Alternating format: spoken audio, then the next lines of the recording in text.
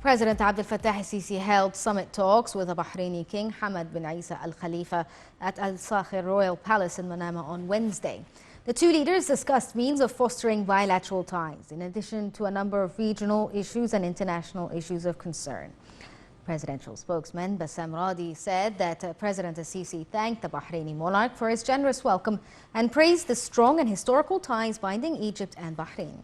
The president stressed on the significance of enhancing joint cooperation in various domains during the next period. For his part, Al Khalifa expressed appreciation to Egypt's government and people under the wise leadership of President al-Sisi concerning deep ties between the two countries. The meeting also witnessed the signing of a number of agreements in the different fields of cooperation.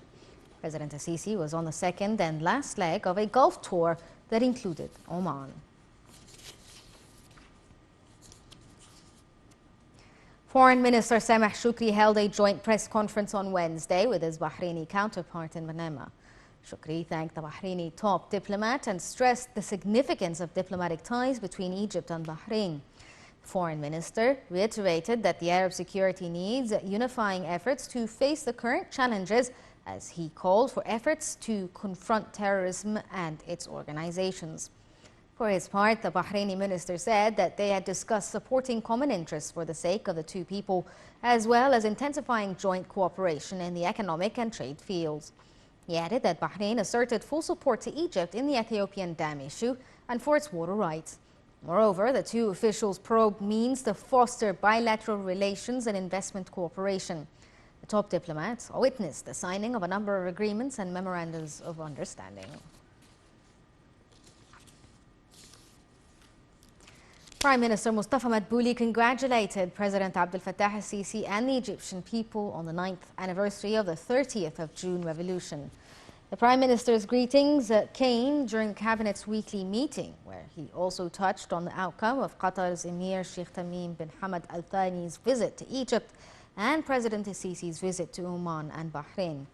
Madbouli also asserted Egypt is keen on coordinating with Arab brothers to discuss various common issues, as well as enhancing joint Arab work.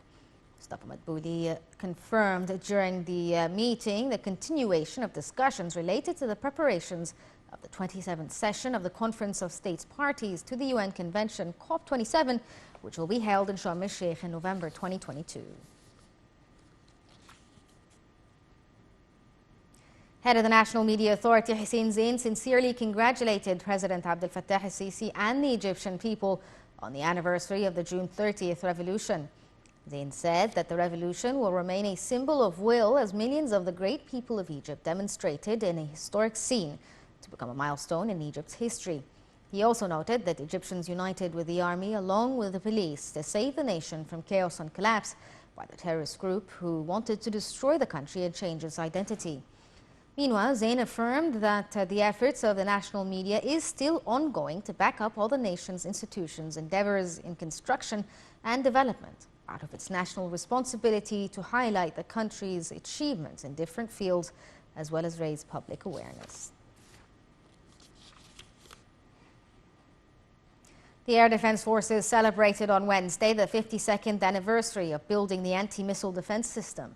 Marking the occasion, Commander of the Air Forces Mohammad Higazi held a press conference during which he expressed appreciation for sacrifices of the Air Force's men for the sake of the country's security and safety.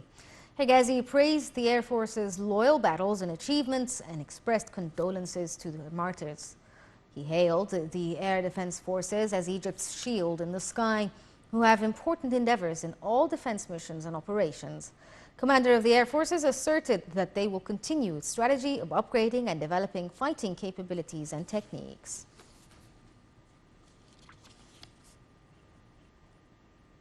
A number of companies, restaurants and food companies joined the Kullina Wahid initiative on an occasion of the 9th anniversary of the June 30th revolution. The participants will present special offers and discounts of prices for the products marking the occasion. Shopping malls participating in the initiative, which reached 27, will also hold celebrations on the day. The initiative, launched by the Ministry of Interior, also includes 22 trade and industry institutions, 59 food product series nationwide.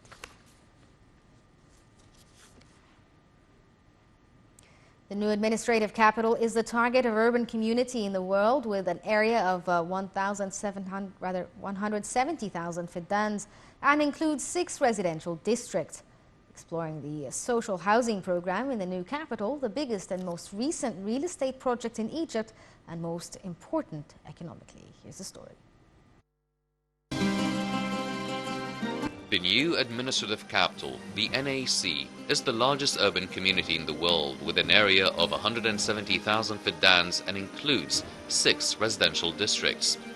The NAC is located 60 kilometers from Cairo, in between Cairo-Suez and Cairo-Ain al-Sufna roads.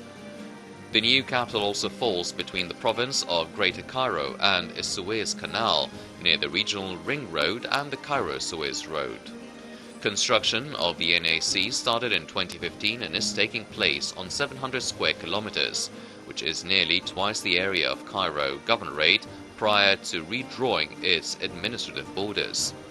The new city is said to house 6.5 million people when completed. It will have the headquarters of the Egyptian Parliament and the Presidency, along with all the main ministries, embassies, an international airport and a central park.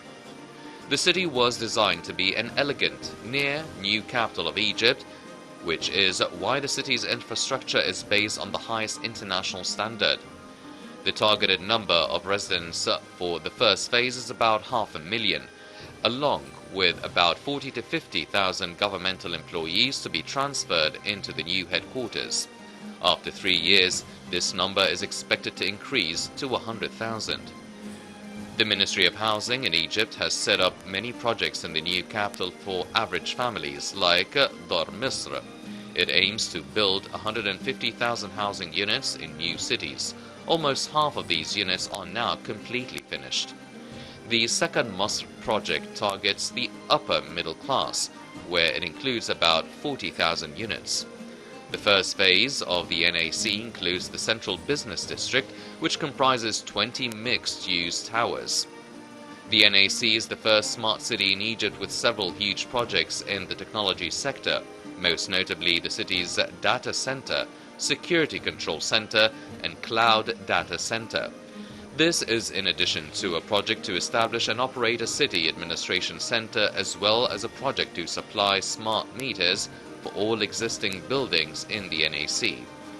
The NAC is one of the most important national projects launched by the government during the past 8 years and the most attractive in terms of investments.